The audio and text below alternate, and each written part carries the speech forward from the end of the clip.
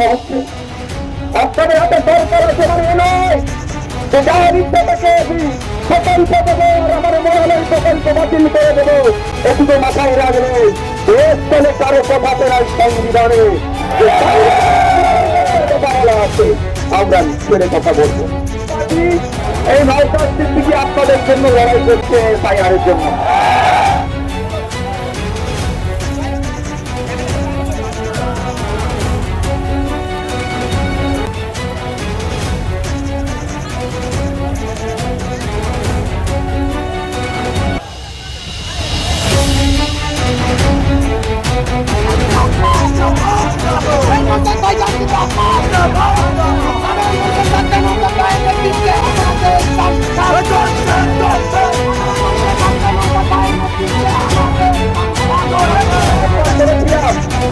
আগে ভোটার তারপরে ভোট, অর্থাৎ ভোটটা বয়কট করুন।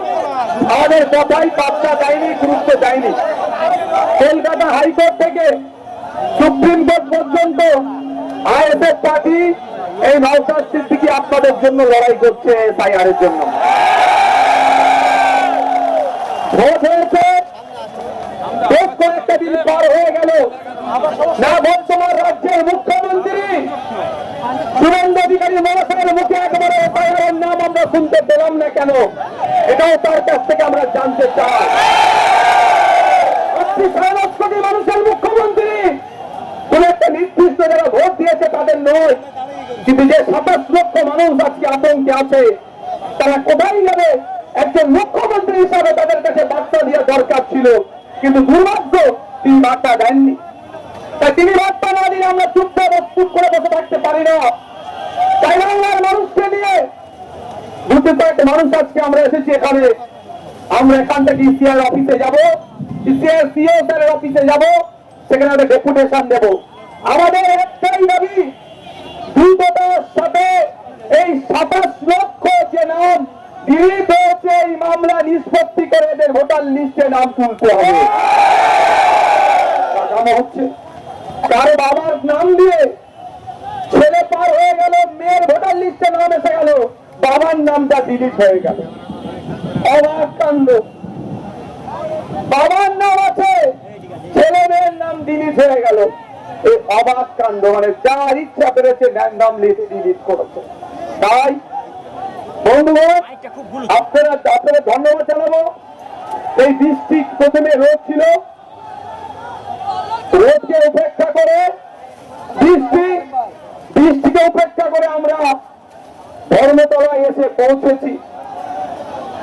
আজকে আমাদের এখান থেকে একটা টিম ডেপুটেশন দিতে যাবে, তারপরে কি হলো না হলো স্বাভাবিক ভাবে এসে জানাবার দরকার। কিন্তু এই বৃষ্টিতে আপনাদেরকে আমি আজকে রাখবো না। বক্তব্য শেষের সাথে সাথে আপনাদেরকে বলবো বাড়ির পথে রওনা দেবেন। আর কি হলো না হলো ওটা social media, mainstream media, ISF এর পেজ, বিভিন্ন আইডি থেকে আপনারা জানবেন। আমাদের নেতৃত্বের মাধ্যমে কি আলোচনা হয়েছে আপনাদের ওটা জানিয়ে দেওয়া হবে। তবে একটাই কথা, একটাই আমাদের দাবি, একটাই দাবি, সেটা হচ্ছে দ্রুততার সাথে এই মামলা নিষ্পত্তি করে এই 27 লক্ষ যে নাম আছে তাদের ভোটার লিস্টে নাম তুলতে হবে। নতুন নতুন মন্ত্রিত্ব পেয়ে অগ্নিমিত্রা পল মহাশয়া বলে ফেলেছিলেন কি যাদের নাকি লিস্টে নাম ডিলিট হয়ে গেছে তারা সুবিধা পাবে না। তারপরে কিন্তু সেটা তিনি প্রত্যাহার করে নিয়েছিলেন। আমরা প্রতিবাদ জানিয়েছিলাম, আজকেও বলছি অগ্নিমিত্রা পল মহাশয়া, ভোটার লিস্টে নাম থাকার সাথে নাগরিকত্বের কোনো প্রমাণ হয় না। নাগরিকত্ব যারা আছে তারা ফ্যাসিলিটিস পাবে, ভোটার লিস্টে না নাম থাকলে থাকা না থাকা এটা আমাদের নয়, ওটা ইসিআইয়ের কাজ। ইসিআই ব্যর্থ হয়েছে, বরঞ্চ 27 লক্ষ মানুষকে বাইরে রেখে ভোট করিয়েছে। তাই মাননীয় অগ্নিমিত্রা পল মহাশয়াকে বলবো একটু মমতা ব্যানার্জির দিকে দেখুন। আপনার মতো তিনি একজন ভদ্র মহিলা ছিলেন, আজকে তিনি প্রাক্তনের তকমা নিয়ে ঘুরছেন। ক্ষমতায় এসেছেন বলে না মানুষকে মানুষ ভাবতে হবে। আপনাদের হাতে সরকার আছে মানে এ নয় যে যার ইচ্ছা তাকে প্রকল্প দেবো আর আমার মহালয় প্রকল্প বাতিল করে দেবো, এটুকু মাথায় রাখবেন। দেশ চলে কারো কথাতে নাই সংবিধানে, কথা বলা আছে আমরা ছেড়ে কথা বলবো না। আমি দেখছিলাম হাওড়া শিয়ালদা বিভিন্ন জায়গায় আমরাও প্রতিবাদ করেছি, যাইটা তাই করে হকার দ্বীপে উচ্ছেদ করছে। এই রাজ্যের বর্তমান যিনি মুখ্যমন্ত্রী আছেন, তিনি 2 বছর আগে বিরোধী দলের আসনে বসতেন, বিরোধী দলের নেতা ছিলেন। তিনি সেই সময় বলেছিলেন এইভাবে হঠাৎ করে তাদেরকে তুলে দেওয়া উচিত নয়। আর হঠাৎ করে দেখছি আমরা তফসিয়াতে যে বুল্লিজান নিয়ে হাজির হয়ে গেছে।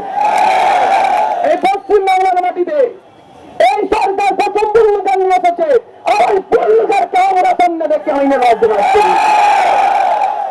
আপনাদের জানিয়ে রাখি, বর্তমান যে নতুন সরকার এসেছে, সরকারের যে গঠনমূলক কাজ হবে অবশ্যই সেগুলোকে সাধুবাদ জানাবো।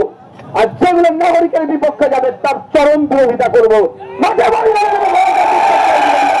যেমন হবে ঠিক সাথে সাথে আইনি লড়াই করতে হবে, 1 ইঞ্চি ছেড়ে কথা বলা হবে না। মানুষের ভোটে নির্বাচিত সরকার জনগণের কথা ভাববে, পুঁজিপতিদের কথা যদি ভাবে, কর্পোরেটদের যদি কথা ভাবে, তার বিরুদ্ধে গণতান্ত্রিক প্রক্রিয়ায় লড়াই সংগ্রাম জারি থাকবে। রাজি আছে?